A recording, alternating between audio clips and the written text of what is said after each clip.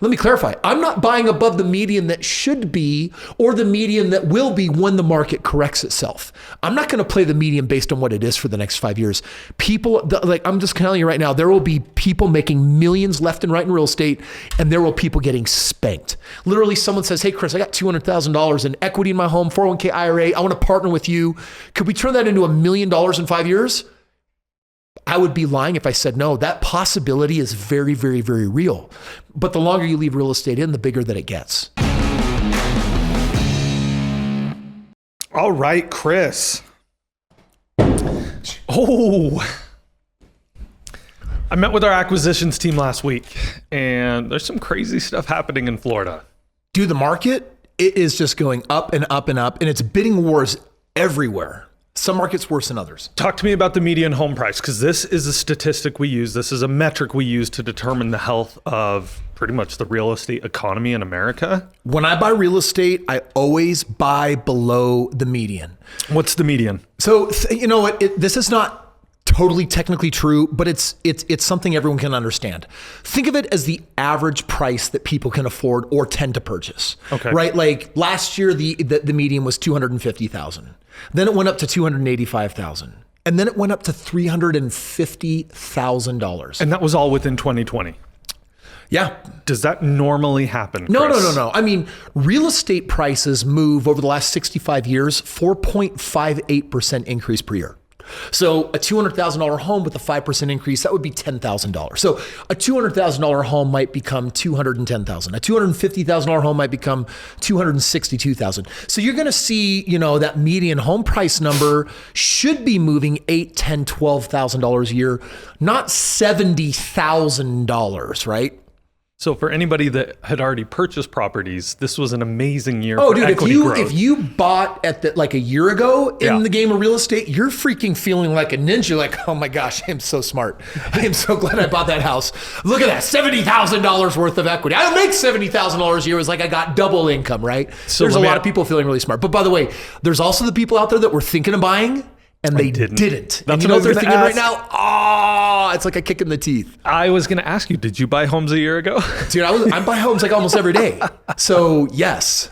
But the reason why I'm buying, listen, most of the market functions on confidence, which means that when people are feeling really confident, we buy a lot. When people are scared, when there's fear running rampant, when there's for example, if the stock market takes a dip, all of a sudden everyone says, hold on tight, don't do anything, hang on to your wallet, because if this goes really, really south, you're gonna wish that you had some money in the bank.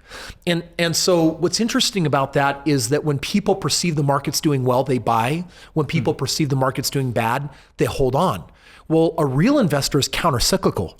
When people aren't buying, they're buying, I'm buying like crazy. And when everyone's selling, I'm also buying. But when everyone's buying, that's usually when I'm also selling. So I'm always in the market. I'm always playing. I don't function on consumer confidence like most people do. So what do you function on? Math, statistics, ROI. Like literally, it's a simple game. Wealthy people know how to put their money to work. And most people don't know how to put their money to work. That's indicative of our overuse of 401ks, IRAs.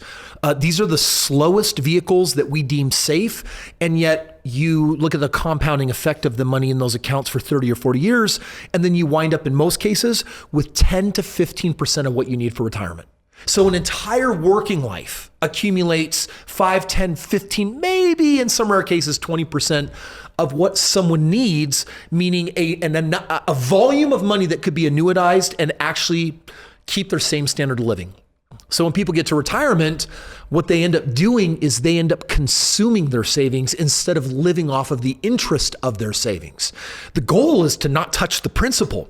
People haven't been taught that. There's a couple of basic math equations that everyone should be taught. And I know that today we're going to be talking about predictions for real estate for the next 5 years, also for 2021, 2022, 2023. I'm going to be sharing some statistics and information that honestly should receive a healthy dose of skepticism. People are going to say, Kris, you've got to be kidding me. You can't honestly think that's what's going to happen to the real estate market. But I'm telling you right now, I'm spending money every single day as if that's exactly what's going to happen. And I'm telling you right now, that's what's going to happen. So we've seen home prices jump across the country. Yeah. And a lot of people are wondering, is this the start of a bubble forming? Yeah. So let's actually talk about a bubble for a minute. So the term real estate bubble essentially means, prices are going up higher than they should, and those prices have to come down. Yeah. And there's a couple of ways of thinking about a bubble. I always ask this question: what is the cost of building a home? And if you want to know what that is on a property, like one maybe that you own right now, you should just ask, what is the insurance company requiring me to insure this property for? Because here's all they don't care what your home is worth. They care that if the house burns down, they have to that rebuild they can replace it. Because guess what? And that's called replacement cost. So you have this whole idea that, let's say that the replacement cost on a house is $300,000, but that same house is selling for $400,000. I'm going to tell you right now, you're in a bubble. A bubble by the tune of $100,000, because it costs $300,000 to build that house today. It's selling for $400,000. And anytime the value of something appreciates higher than its replacement value, you are in a bubble, and all bubbles burst. So wait a second though. What happened in 2020? Isn't that the formation of a bubble? Because these houses, they don't cost more to replace just because of COVID. Okay, so this is interesting. We are definitely in the beginning formation of a bubble. So it's not just are we in a bubble? The other question, and the more important part of the question, is when will the bubble burst? And that's what I want to focus on. That's what I want to teach every one of you listening, is I want to help you understand that, listen, no one, the smartest people in the world, Warren Buffett can't predict when the market is going to go up and down. Like nobody can. We know that every 7 years we're going to take a bath. We know that it always takes an average of 36 months before we get back to where we were at before. So the smartest people, what they're doing is they're actually basing their financial investment choices, for the most part, on actuaries, on data, on trends, on historical figures. In real estate, however, it's opposite. It's almost Sesame Street stupid. It's a game of supply and demand. You only have three things that will affect demand, meaning people wanting homes. It's population, people have sex, they make babies, and those babies need a place to live, right? So you've got that. Then you also have migration. Where are people moving to? Like, are people immigrating from another country? Are people inside a country migrating to, like old people migrate to Florida. They love the weather.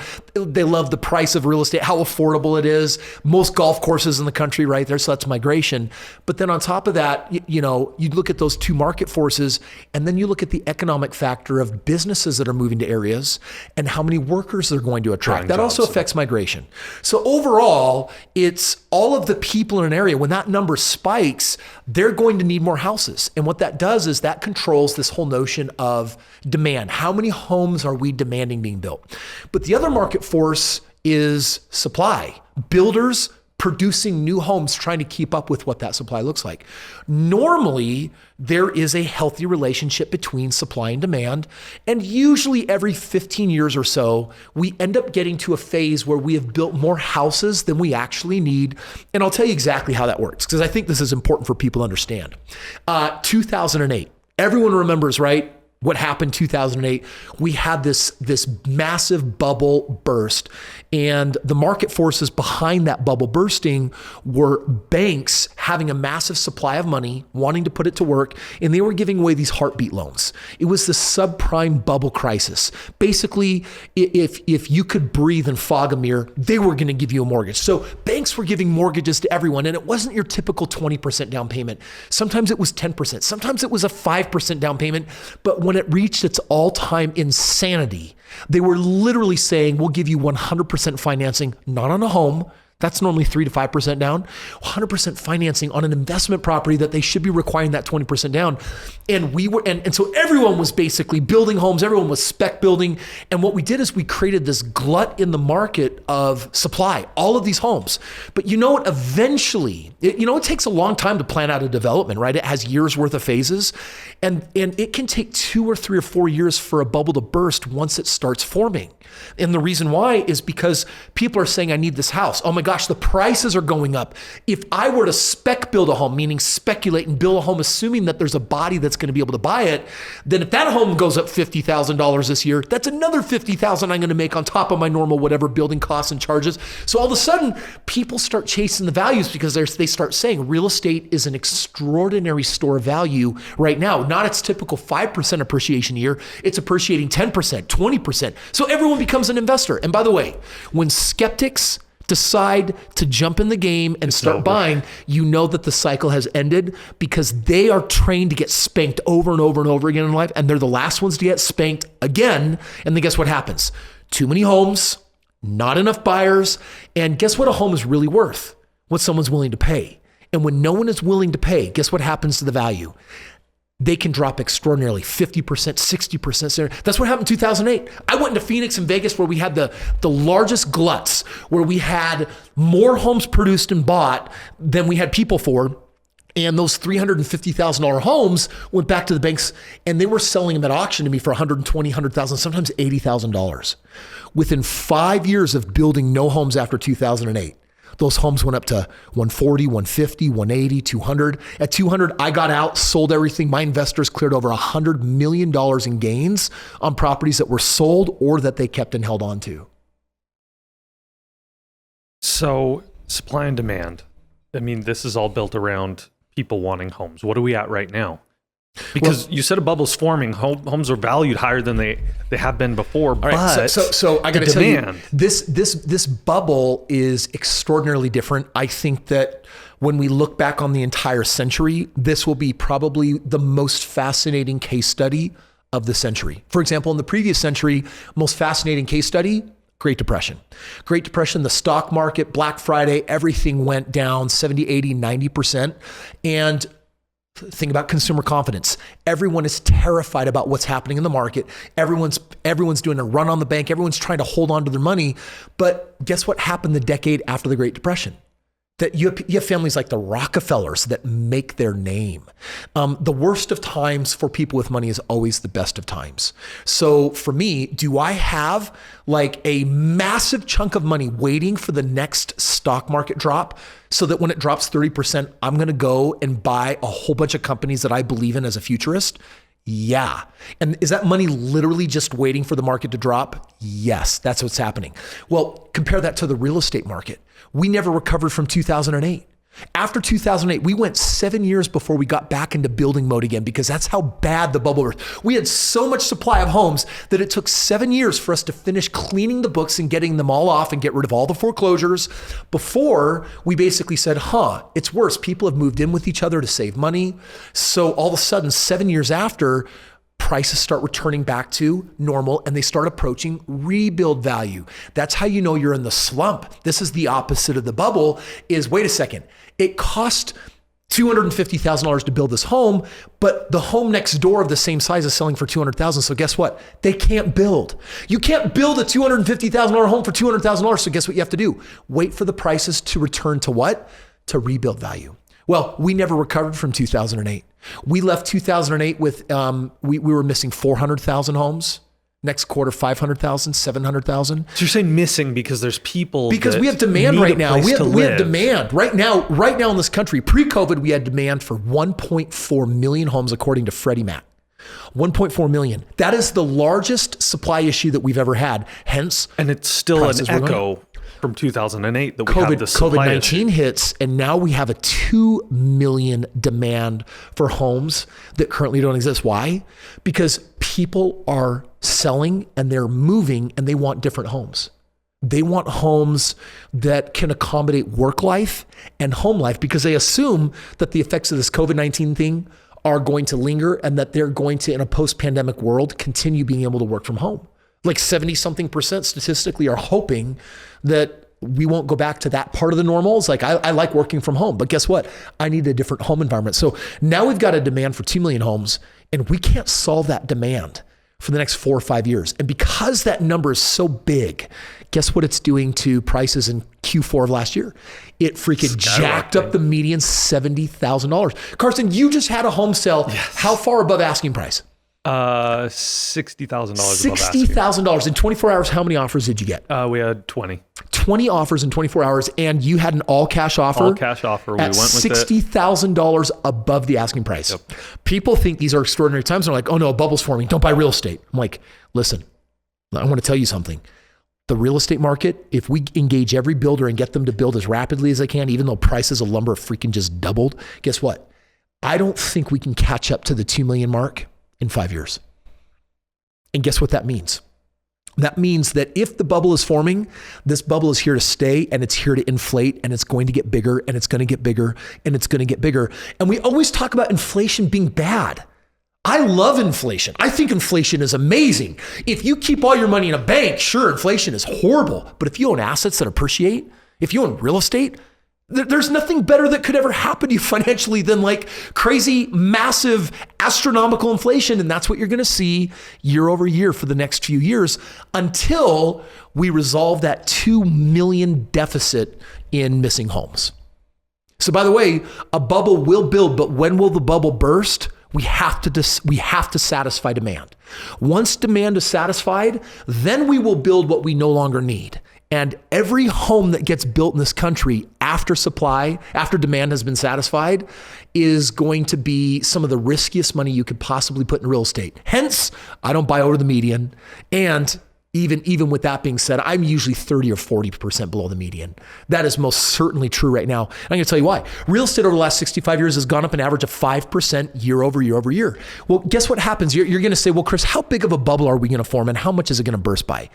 I think that in this century, this may end up being the biggest bubble because of extraordinary market forces of record low interest rates that we haven't seen for 50 years, record high supply, record high demand and record low supply. Those three market forces will take, I believe, no less than 5 years to work themselves out. No bubble can burst until we fix that, which means that could the median go from 350 to 400? Could it in the next 2 or 3 years go to 450 or 500? Could it go to 600? All of those things right now with these extraordinary circumstances, all of that's possible. But when the bubble bursts, will a $600,000 home go back to what it should have been on track for? Meaning, assuming our 65-year average of a 5% gain and what the real median was 250, maybe correcting back to a 300 or 310. Yeah, could you see a $600,000 house drop to 300,000? Yeah, and that's going to be a bloody day in the market. And there's people that are going to get hurt. You know who's going to get hurt? Someone who bought their house for 600.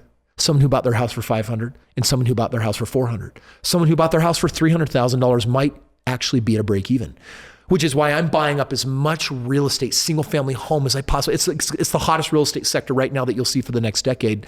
And I'm buying as much as I can, but my average purchase price is under $200,000. I'm going to ride this wave. I'm going to clear, I believe, like hundreds of thousands of dollars per property. I know when to sell. I know how to time that. And then when the market falls apart, guess what I'm going to do? It's going to be a foreclosure fiesta. Guess who's going to clean up the economy? Investors. So even though the home prices are so high, you're not advising your investors to just sell right now. And you're not advising them to halt on buying new investments. No. My investors and I are buying as much real estate as we possibly can right now. And this is because you think... And give me a timeline on this. And I know you're not a Great. prophet. Here's my crystal ball. Yes. Let me tell you exactly what will happen. Mark my words. No, what do you think is going to happen? Give me a timeline. 2021. All right. Median home price goes to what? Okay. I think this is a little unfair, but you know what? I'll play your game. Okay, play my game. And just know, caveat, that Kris is just calling it like he sees it. He's not a prophet. He's not got a crystal ball. I think financially, I think that we're going to see $40,000 to $80,000 price hikes every year as long as the bubble is forming, which means that each year until that bubble is satisfied, we could see $40,000 to $80,000 increases. So you do the math. What's 50,000 over 5 years? That's $600,000. Kris, you told me something recently. You said I told you some people are going to oh, pull that snippet and post that and call that guy an idiot. Kris Krohn thinks that the median home price on single family homes will hit 600,000 in the next 5 years. I'm like, well, I also think Bitcoin is probably going to hit $250,000 and it's going to keep soaring over the next 20 years. I bought a lot of that too. Jeez. going to be an interesting time. Yeah. Kris, you told me you sold a house in Florida and then instantly regretted it. And that was like, what, a month ago? Oh my gosh. Why do you regret that? Home prices are so high. I partner with people in real estate all over the world. And when I partner with people, I believe in a 50-50 partnership, which means that I give voice to my partners. They have my cell phone. We connect with each other. We communicate, them, me, my team. And every once in a while, very, very small percentage of my partners gets into a situation. It could be a divorce. It could be a sudden change in philosophy where all of a sudden they feel like it's in their best interest, or something comes up where they need to sell the properties prematurely before they're supposed to. And every time it happens, I make a phone call. I'm like, don't do it. I promise you, you're going to regret this. I would say that anytime. But right now, like, I mean it 10 times more. Why? Dude, I buy real estate where my average ROI, I'm clearing 30% a year on my money. If it doesn't produce 25% a year, I'm not interested. But you know what's going to happen in this market? If my predictions are correct, that means that my ROIs will likely be double, triple, quadruple, or more than I'm currently betting on. As in, if you buy a piece of property and a 20% down payment is, let's say, $50,000, right? Like, I'm buying a $220,000 home. I got to put between closing costs and 20% down. Let's say it's $50,000. But also, let's in theory say that, remember, I'm used to making 25% a year on my money. What's 25% of 50,000 in that year? That's 12.5. That's 12 grand, right? That's not like, that's very doable. I can get my real estate to perform and optimize my cash flow and my tax benefits. It's great. But let's just say that the property, we're going up $50,000 each year for 5 years, and you put 50 grand in. That's 100% return each year on your money for 5 years in a row. That means that 50 grand on one property, potentially over 5 years, turns into $250,000. That means that, listen, I tell Carson, listen, drop 50 grand in, you put up the money, I'll do all the work. I got my team of experts in the best markets, will buy the home. And if we can just take that 50 grand and double it every 5 years. 5 years later, we turn 50 into 100 grand. And now we can go and sell that one house and buy two. I can take that 100 grand and turn it into 200 grand, sell those two houses and go buy four. Take 4, buy 8, take 8, 16 properties over 20 years with the full compounding effect of a minimum of a 25% ROI. You're looking at taking 50 grand and turning it potentially into $4.3 million. And on a 50-50 relationship, clearing the profits after money gets paid back to the investor, we're just making a couple $1 million. It's a good deal. I got partners lining up. Right now, I have too many people that want partners versus the number of deals that I have access to. And so if a partner says, hey, Kris, let's buy 5 properties, are we looking at over 20 years turning that into $20 million? Yeah. But you know what's really cool about the next 5 years? Accelerates it. We're accelerating. We're not looking at a 20-year game plan. We're looking at a 10-year game plan, a 7-year game plan. We're just moving so much faster right now. If you knew that you could make 100% a year on your money, oh my gosh, like who wouldn't want to buy real estate? But you see, here's how idiots play the game. Chase the market, which means, oh my gosh, the median is 360,000 and this year went up to 410,000. Let's go buy a $410,000 house and maybe it'll be worth 460 the next year. Well, you know what? That person can win the game. I just don't like the way they're playing it. When I say I don't buy above the median, let me clarify. I'm not buying above the median that should be or the median that will be when the market corrects itself. I'm not going to play the median based on what it is for the next 5 years. I'm just telling you right now, there will be people making millions left and right in real estate, and there will be people getting spanked. Literally, someone says, hey, Kris, I got $200,000 in equity in my home, 401k IRA. I want to partner with you. Could we turn that into $1 million in 5 years? I would be lying if I said no. That possibility is very, very, very real. But the longer you leave real estate in, the bigger that it gets. So we have extraordinary timing right now in the market, and I'm being more careful than ever before on the partners that I select because everyone's an instant millionaire. Everyone's an instant winner when they're playing this game with me right now. As long as they're not short-term, hey, hurry and fix and flip and make a quick buck. It's like, no. Like, this is about real, sustainable financial freedom, and you couldn't ask for a better real estate market in the next 5 years. Kris, what you're saying is true, and the market does do these things that you're predicting. It would be a shame for you to not bring on as many partners as possible and help them do this. I'm trying. How can someone out there who's interested in doing this with you, how can they get involved? So I got people that will go to, if you go to kriskrohn.com and spell it right with double Ks, Kris, Krohn. If you go to kriskrohn.com/partnering, there's a link there where you can learn about, there's some videos and some trainings and tutorials and talk to members of my team. Reality is I'm looking for a couple things. I mean, obviously someone has to have disposable money, 401ks, IRAs, equities, even money that might have tax consequences, qualified funds. I can maneuver out of that without paying taxes and penalties. They have to have money that you can put in, and it's good to be thinking 50, 60K per project. And so, I've got a variety of ways of partnering with people. Some people have millions, right? But it's really, it's a two-step education process, and then it comes to my table for verification. And ultimately my team is not just looking for someone with money, but someone that has the right temperament. We're looking for someone that has the right energy, the right attitude, and someone that's trainable. Because every year I put on a partner event, I train my partners how to think like winners, because most people aren't. Most people can't handle making $1 million. Their psyche won't allow that. So there's ways for people to get educated and learn about it. I think, Carson, what's more important is people should ask, well, Kris, what happens when the market downturns? What will you do? Well, we're always strategically entering and exiting the market. And when the bubble bursts, I think that not only will this be one of the biggest bubbles of the century, I also believe that it'll be one of the worst bubble poppings of the century. I think it'll be akin to, what would you call it when real estate loses 50% of its value at a median home price level? Listen, it's one thing for a market crash to take $1 million house and $1 million home and cut it in half to 500,000. Or everyone would suspect a $3 million home could become a $1.2 million house. But what about when your average typical American house loses half of its value? If people aren't properly positioned, it's going to be devastating. And people are going to feel over leveraged. They're going to be upside down. Their homes are going to go back to the bank. We're going to see a huge spike in people returning back to renting. And that bubble, that size of bursting will probably take 5 to 7 years to clean up. And that house that someone paid $600,000 for, I'll get it from the bank for probably 200, 180. And I'm going to make that house available to the person that couldn't afford 600, but they can't afford 200. And I'll help them buy it. So, investors, if you do it the right way, we're always a part of the solution. We're always part of I call it cleanup crew, which is someone's got to clean up this mess. The government's job is not to clean up this mess. Although I do feel like with all the free money we're printing, we are enabling a lot of this rapid, these problems that we're seeing right now. Part of it is just, hey, we need more money. We don't have to generate it, just create it. That's why we have this hyperinflation problem. You shut down the world, you shut down the economy because of the pandemic. And, this isn't to get into the right and wrong of how we should have or what we could have. We're here. And based on the choices that we're making, when we need more money, we print it. Well, let me tell you something I've learned about businesses, that when they need money, they print it or they go crowdfund. They cannot sustain themselves long-term, and bankruptcy is an inevitability in most situations.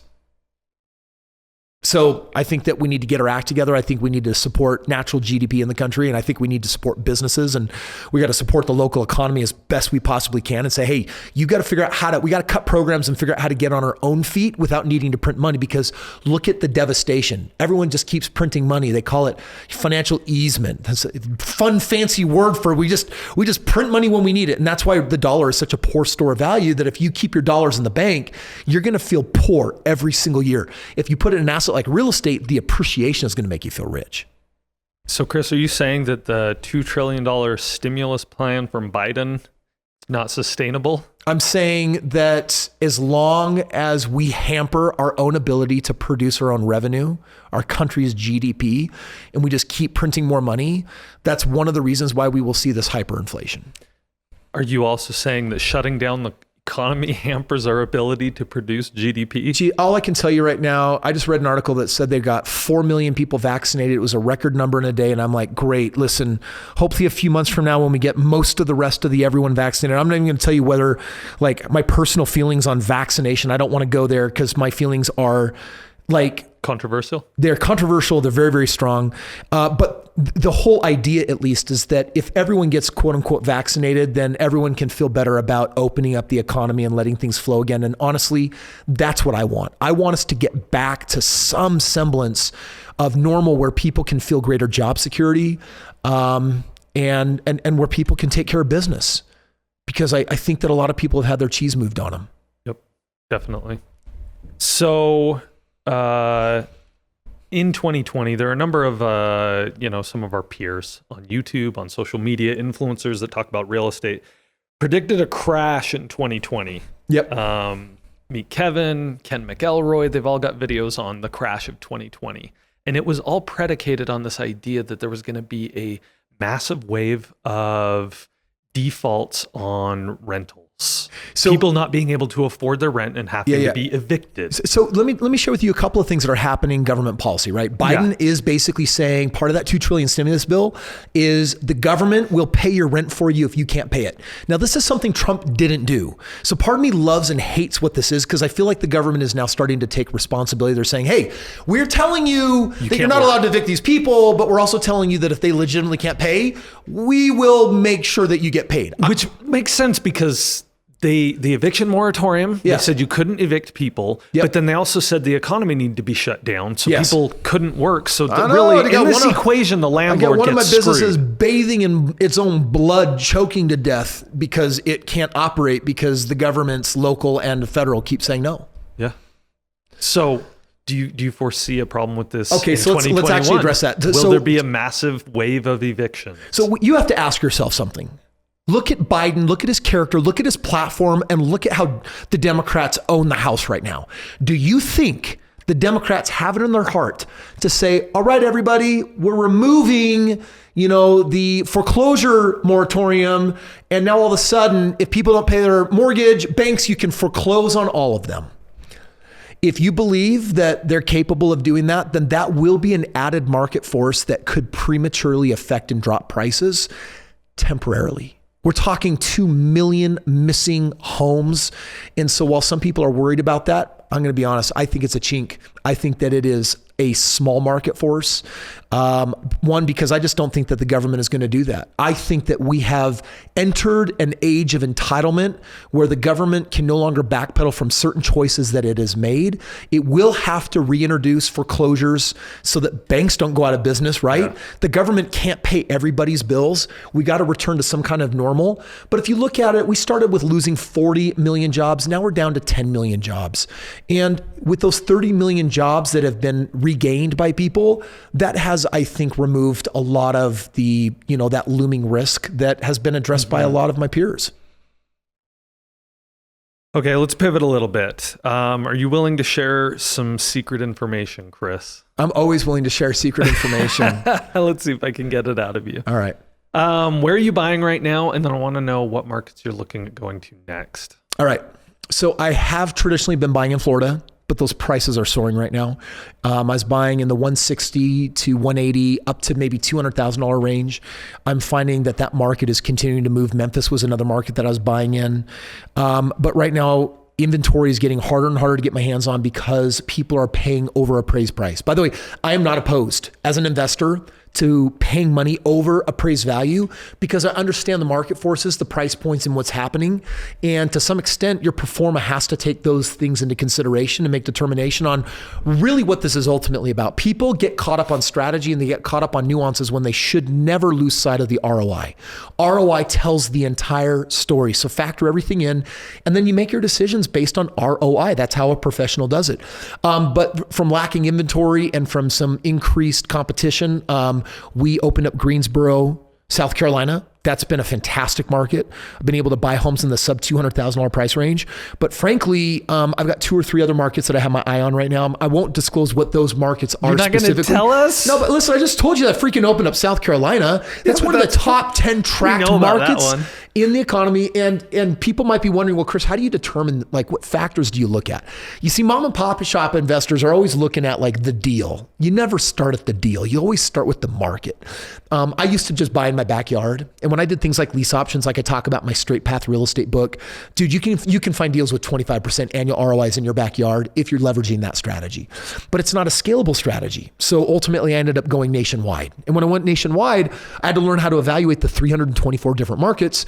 And one of the, you can probably guess it, the number one market force that I first look at is population, migration. I want to know how many people are moving there. By the way, also the economy, what businesses are moving there? What is the demand for job growth in that market? But then I have to juxtapose that to affordability. In other words, I'm not going to go to San Diego where the median home price is 600 grand. I've got to stay under what the national median should be. The national median should not be 340,000. The national median should at most be $275,000. So I'm buying 30 to 40% below that. I need to be buying sub $200,000 houses. And you probably know that over the next 2 or 3 or 4 years, those houses in those markets are going to become scarcer, scarcer, and scarcer. So I have to expand far more rapidly into the most intelligent markets that have a really good balance between tons of people moving there, migrating there, population booming there, strong economic forces, businesses moving there, strong job market, but then the affordability at that magic price point, well under $200,000. And if I can find the nicer, newer neighborhoods in markets like that, that's part of the reason why I have really low eviction rates, why my renters pay their these are people that make $60,000, $70,000 a year that are renting a basic 3-bedroom, 2-bathroom home. They could afford twice as much home. And so I don't have a problem in these nicer neighborhoods that I'm in, these newer neighborhoods, because that's actually part of the strategy.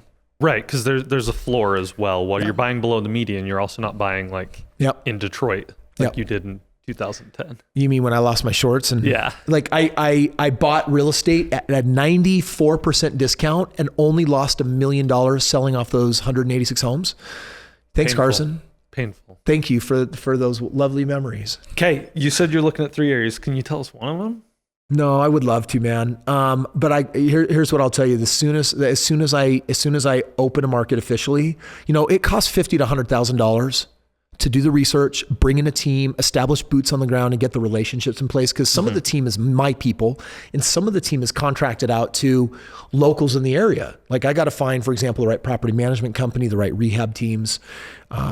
There's a number of things that make a very complicated machine like this work to maintain the standards of high ROI that I go for. Fast forward 2025. What's the market looking like in your eyes? What's your prediction? Yeah, so I will probably, when I foresee, as I track this 2 million number, which by the way, I think some of that is phantom because people would like to have a house that is better for a post-pandemic world, but that is not a need to have when we have these kind of supply and demand problems. So I suspect that number will shrink back to 1.6 or 1.5 million. As we approach $300,000 to $400,000 of inventory demand, that is probably when I'm going to be selling off most of my real estate. And that is probably, that's going to be easily within a 12 or 18 month window before you probably have some type of bubble burst. I'm probably going to start my liquidation process 1 or 2 years prior to that. Trust me, we'll have cashed in and made like stupid, amazing gains. And then I diversify in the commercial arena. Me and Dolph DeRoos. Dolph's been in the game for 40 years. He is one of the most tactically sharp, sophisticated commercial investors, I think, literally on this planet. And he and I are teamed up on other projects. So I believe that there will be a funky plot hole for a couple of years in the game of single family where I'm going to be in a little bit more of a waiting moratorium. But that doesn't mean we won't be busy making just crazy, stupid amounts of money. So you're saying you think that pause on your investing, you think 2025, by then it'll have happened? I think that we've got 5 years to clear out that 2 million. If we are moving as fast as humanly possible, it could be 7 years. Do you think there'll be another curveball along the way like COVID that kind of shook everything up? I think that once you introduce a new market force, it is likely to reappear, and it's just a function of pattern. When it comes to the game of money, if something happens, there's this thing that everyone quotes, this whole Murphy's Law. There's Murphy over there. It's like, if it can happen, it will happen. Well, once something does happen the first time, here's what we've now introduced. If we find a flu or a virus that has mortality rates somewhere around what we saw with COVID-19, guess what? The world's going to shut down again. Yep. So my guess is we have created a new response to how we handle situations like that.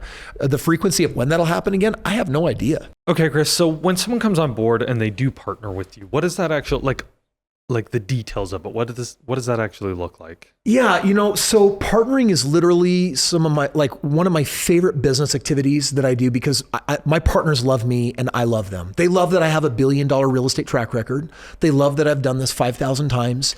They love that I am playing at a sophisticated enough level that I've learned how to juice real estate to produce those really high double-digit ROIs.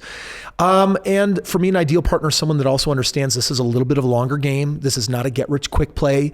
But anyone that starts building a portfolio with 1, 2, 3, 4, 5 homes that you put on track to double, that usually opens up other doors of playing with me because I've got way more aggressive ways of making money than just even this passive approach to real estate. So people find me on social media. They'll check me out. They'll look at my track record and they'll say, I got some money, not in my bank account, but Kris said something about 401ks and IRAs or home equity. If you have a home right now, you have home equity. Everyone's equity rich right now. Everyone could literally probably partner with me.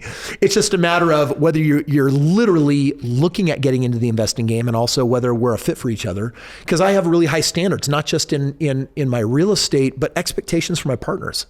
So when someone partners with me, they've got to go through a process of basically it's a 2-step qualification process. Number one, they're going to talk to an introductory level member of my team that will just say, do you pass the sniff check? Like, here's a couple of videos on what partnering is and how it works on that website that Kris talked about. And you got to have money set aside. You got to be committed. You can't be a tire kicker. Like Kris is only working with serious people that realize that they've probably wasted too much time financially and they need to get ahead of the game. So when I have someone who's motivated, someone that has gone through my education process, then they actually get to my senior partner enrollment specialist. This is a member of my team that I've spent time with and I've trained on exactly the temperament and character I'm looking for in a person that I want to partner with. I'm looking for someone that understands this is a longer term game and also someone that's not going to freaking wet their pants the moment a property is like unrented for 2 months. Like average vacancy right now, 3 weeks. Could it be 3 months? Yeah. Are we going to prepare for that? Yes. We put I call it a sleep well at night account aside. We're going to put money in the bank and we prepare for worst case scenarios. But I need someone that can stomach that. I need someone that can rely on my expertise and my team's expertise. So if I find someone with the right temperament, someone's got the assets and it looks like more or less they understand the whole process of how we partner. It's like, okay, Kris, we're going to be in this together 50-50. You're going to create an LLC. That's an entity that we own together 50-50. Your lawyers are going to put that together. Basically, I'm the financial partner putting up the money as the financial partner. Kris, you're the sweat equity partner that's basically putting up the team to do all of the work. You're going to research the markets. You're going to find the properties. You're going to negotiate, find them, rehab them, get them rented out, manage them, and then help me find the strategic time to exit the market and then re-enter with more real estate. And we're planning on doing this for an extended period of time. The goal is to make millions of dollars. The goal isn't to make $500,000. The goal isn't to make $200,000. Every 5 years you're in this game, your numbers, they exponentially increase. So when I find someone that's a really good fit, and they understand, that it's a business, there's fees, and they're going to put down payments. When they understand the whole game and they're ready to come and play, my team will decide whether they're going to invite them aboard. If they do, they're going to immediately get them to my real estate division of my assistants. They're going to put them on a group thread with me, with my private cell phone. And then I'm going to make an introductory video. I'm going to say hi. We're going to connect. I'm going to invite them to come to our annual meeting because I want to press the flesh. I want to meet them face to face. I want to see the whites in their eyes. I want to connect with them because they're going to be my partner for a long time. We're going to build a lot of wealth together. So there's some training that I want to give them. But beyond that, we immediately get into, okay, Kris, how are we going to buy this first deal? I'm going to educate you on the markets and the options. And once you understand the markets, there's really only a couple of major options. We're either going to go to a bank and we're going to do a 20% down payment. We're just going to go and do it, put that 20% traditional down, or we're going to leverage my private real estate fund. And I have to have a fund, right? I mean, I've got partners who can't use their credit, or maybe they're self-employed and because of tax reasons can't, sign on a personal loan. Like, banks are weird to work with. Things get complicated. Some of my partners are international. So I have a fund that works basically the same way, but sidesteps around personal credit and banking. So we basically isolate which strategy is best, and then boom, we immediately go to work. And in this economy, you go to work fast. Like if you come in and you're like, Kit, I'm planning on buying 5 houses. I got $250,000, $300,000 set aside. I want to buy 5 homes. We're not going to do that over 2 years. We're not going to do that over 9 months. If the bank says you can buy 3 at a time, we're buying 3 at a time. If you're going to use a fund, we're going to go and buy all 5 through the fund right now. And dude, the most important thing, like every single day that you could be in the market that you're not is a day you should regret, because I can put a number to that is big enough to make you sleep at night and go to bed sick. And that's what most people don't understand. But once you get the math, it's like, oh my gosh, time is of the essence. I think I can use that phrase for the first time in my life and really get what that means. It is freaking go time in the real estate arena.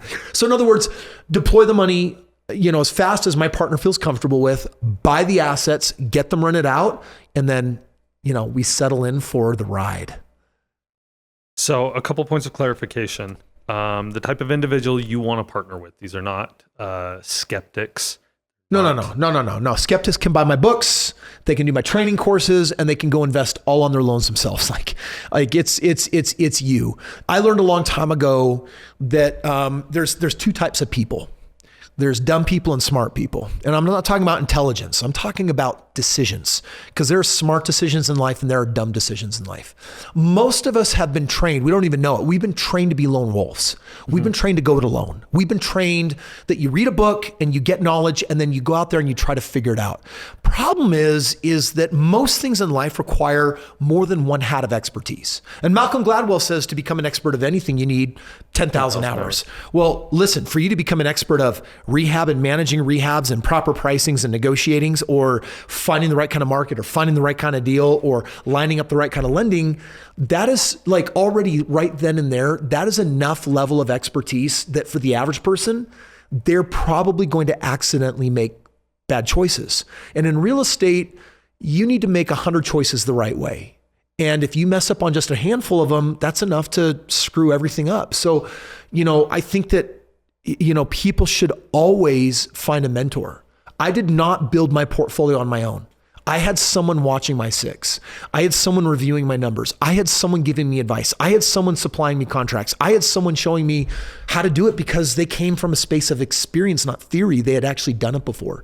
So dumb people, or rather I should just say people who make dumb decisions, are those that try to go it alone. And in many situations, they're not going to execute it anywhere near to the fullest of its potential. And that's just called a lesson. Like, you get to learn. I used to do that in the beginning. I was one of those, people, right? Like God-given, precious, priceless human beings making dumb choices, that then later learned that if you're going to get in something, you should be all or nothing.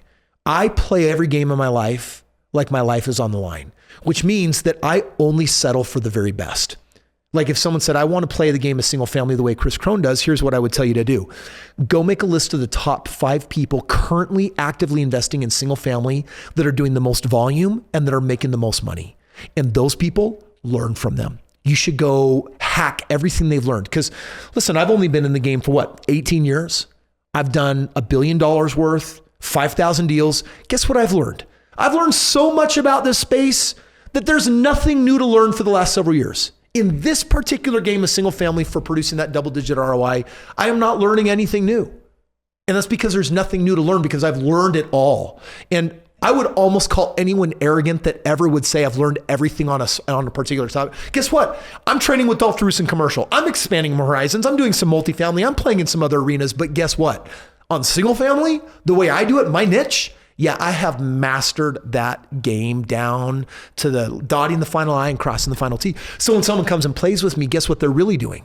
They're stepping in at the end of the learning curve, and they're going to reap the highest level of benefit. So any game I play in life, guess what I'm always asking? Who's the very best that I can afford? And that's the person I want to play with. Okay, so you've got a person that fits this description, not a skeptic. Assets, they got to be able to come and play, right? What's a figure you'd be willing to throw out? I know home prices vary, and I always tell people that right now there's two pieces of advice that you may have heard before, maybe not. So it's worth sharing. Number one, you've got to save no less than 20% of the money you make. Everyone should be actively saving 20% of what they make, whether you make minimum wage or whether you're making $300,000 a year. Because I'm going to tell you right now, There are people that make $40,000 a year that are millionaires, and there are people that make $400,000 a year that live check to check. So the difference between the two people is one saves and one doesn't. Now, it's not just saving. The whole purpose of setting the 20% aside is not so you can have a buffer for financial peace, sleep well at night, so you can freaking invest. It's so you can get in the game. Most people are not in the game. You need to get in the game. And to do that, it takes money to make money. So everyone should be saving 20%. However, I have a second rule. Most people haven't heard this one, which is whatever your 20% figure is, it needs to be no less than $50,000 a year. Wait a second, Kris. I make $50,000 a year. How am I supposed to save $50,000 a year? Yep, you're right. You have a problem. You need a second job or a hustle or a something on the side to figure out how to pop out an extra $50,000. Because if your 20% of 50 grand is 10 grand a year, 10 grand is not meaningful enough to get in the game. Sure, you can become a multimillionaire with that with time. But if you are a serious player, you're like, no. Kris, I want financial freedom in the next 5, 7, 10 years, or maybe in just a handful of years, not in decades. I want to live my life while I'm young or I'm in my prime. Then you should be saving $50,000 a year minimally. And people are like, well, how do you do that? Well, I have a business where I give people side hustles. Reasonable businesses that take 1 or 2 hours a day that are fully capable of delivering $2, $3, $4, $5, $6, $7, $8, $9, $10,000 a month. Guess what that is? That's your extra $50,000 a year. Why 50? Because $50,000 is a down payment on a piece of property. So I'm taking the circuitous route to really get to the answer to your question, which is how much money does someone really need to play the game? So generally it's the 20% down, plus I like to have what I call a sleep well at night account, which is how much operating capital do I need in the business's bank account of this LLC that we create so that we can feel good. And I always tell people, aside from the 20% down on a property, you should be looking at $10,000 in the account on property one and $5 grand on every property after. So someone says, Kris, I want to buy 5 homes. Then I would say, great, you should have 10,000 on the first property plus 5, plus 5, plus 5, plus 5. That's $30,000. Wait, Kris, why do I have $30,000 sitting in my account? I get, $6,000 deposit every month from rents. My mortgages cost $4,800. There's $1,200 left over. Why $30,000? I say, you know what? You're right. It seems like a little bit too much. But let me tell you something I know about you. If you're new to the game of real estate and if you're a new investor, the moment you have 2 properties that are unrented at the same time, and you do this math, well, I'm paying my own mortgage, and then I've got these other 2 mortgages to pay, it triggers a freak out response for a new investor because their worst fantasy is being realized. Oh no, I have these liabilities and these debts and they're not producing for me, so I freak out. And when you have $30,000 in the bank, I found that's enough where people don't have to freak out anymore. But also, you know what? Tenants, they happen. And sometimes there's $5,000 or $10,000 bill that comes up that was unexpected. Guess what? You got to cover that. That $30,000 in the bank on those 5 properties is to help you sleep well at night. So to answer your question, depending on the markets after we educate my partners, down payments, you're looking at $50,000, $60,000 per property. Here's the one thing I tell people that they're not really aware of. I got some people that have money in 401ks and IRAs, and they're like, well, Kris, if I take that money out, I'll pay taxes and penalties. I got money in an annuity. I'm going to pay tax and penalty if I take that money out. And I'm like, well, you could actually self-direct that 401k or that IRA, which means pull it out of the market, but keep it in the vehicle. And then you can put it in my real estate fund. And what does that do? That actually takes qualified money.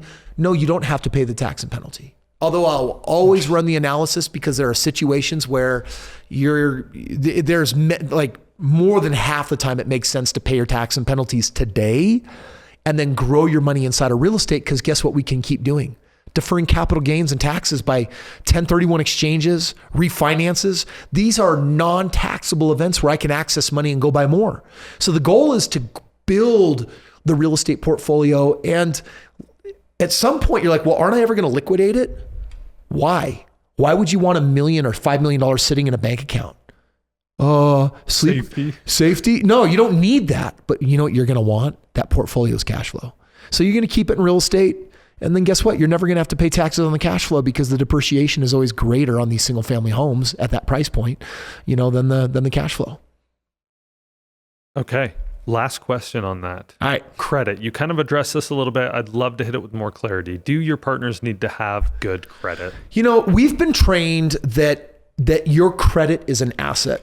And you know what? It is. But the question is, what is the value of that asset?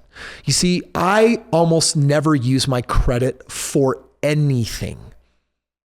And yet, why do we value this thing?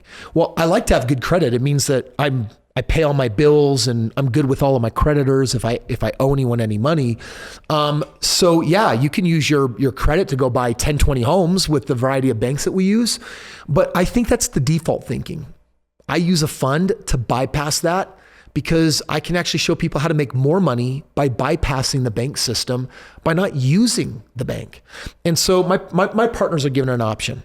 If they're international, and we're going to struggle to get a mortgage in the States, if my partners have a credit glitch, it could be bad credit or it could be unusable credit. In any of those situations, that's where I just default to my fund, which just allows us to basically do the same thing. It's an inverse of the same strategy. I'm buying the homes cash, then I'm going back to the banks and I'm doing asset-based lending that doesn't require a person's personal credit.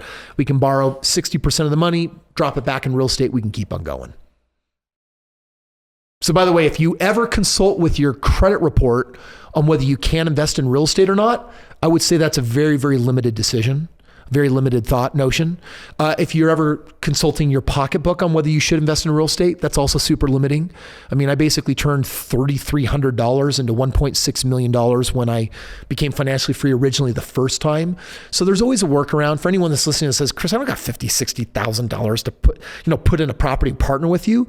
Dude, that's okay. There's still ways for you to get in the game. Go to kriskrohn.com, check them out, and I'll show you all sorts of ways of building wealth. Some of them are even still partnering with me as a zero cash partner. Literally go find people that I want to partner with, and if they partner with me, I'll cut you in on the deal. Like, there's a way to get in the game of real estate. It comes down to desire and motivation, not know-how.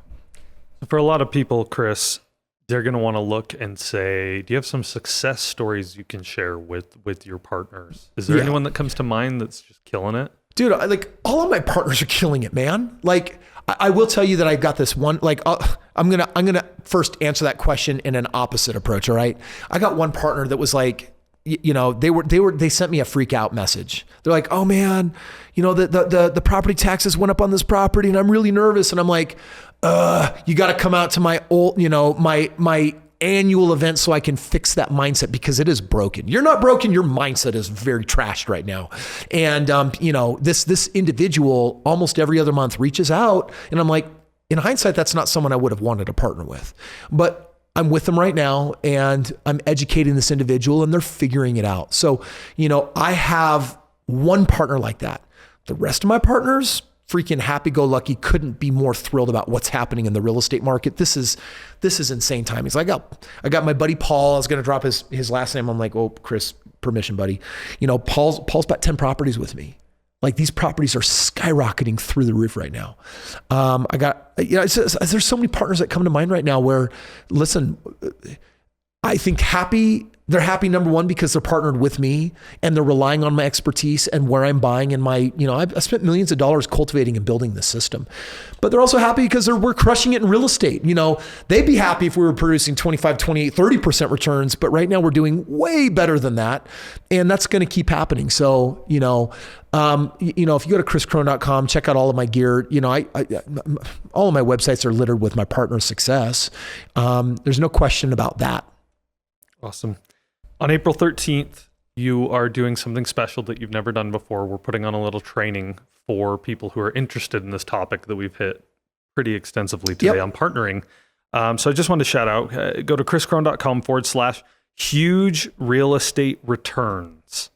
kriskrohn.com/huge real estate returns. And that's April 13th at 6 p.m. Mountain Time. Yeah, 6 p.m. Mountain Time. I'm going to take a couple of hours and just fully educate people on all of the nitty-gritty details on where I buy, how I'm doing it. I will find some new partners that way, but people will walk away with an extensive new knowledge base of what they should be doing right now to capture the profits for the next 5 years. Hands down the best time of the century we're going to see in real estate. That's my prediction. Final words, Kris. What would you say to anybody out there who's on the edge and is like, oh, should I get into real estate right now? The world is so crazy right now. Don't chase the real estate market. Be strategic and be intelligent. Make decisions as if the bubble has already burst. Produce your calculations off of that and be smart about it. Get a mentor somewhere to watch your back, someone with track record that has already navigated downturns. 2008 was the worst downturn we had seen since the Great Depression. They called it, the Great Recession. And, so I think it's important for people to get a mentor, but if you're not playing the game of real estate, and you do have money, you're going to lose because inflation is going to eat your money up. It is going to literally eat your money. You're going to feel like you lost years of value off of the life of your money. And yet if you put it in real estate, you're gonna have the opposite experience. You're gonna feel like you skipped years and maybe decades of gains. One last plug, April 13th, head over to kriskrohn.com/huge real estate returns. Kris, if there's one thing I know about you, you always seem to win no matter what. It's just like that song.